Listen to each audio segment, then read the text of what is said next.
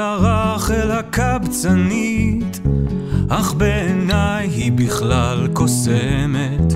במקום שרביט יש לה כוס עם מטבעות. כשהיא מקרבת אותה למישהו, לפעמים ניתן לראות מה יש לו בפנים, האם יש לו לב.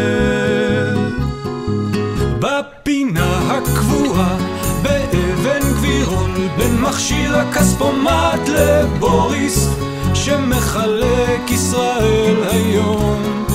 בפינה הקבועה באבן גבירול, בין מכשיר הכספומט לבוריס, שמחלק ישראל היום.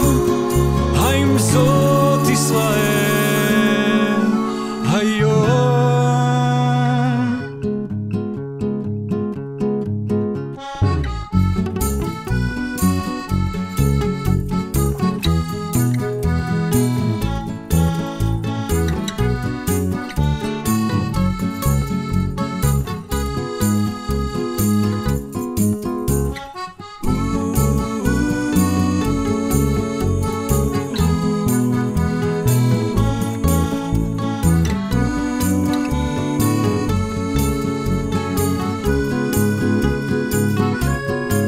בפינה הקבועה באבן גבירול, בין מכשיר הכספומט לבוריס, שמחלק ישראל היום.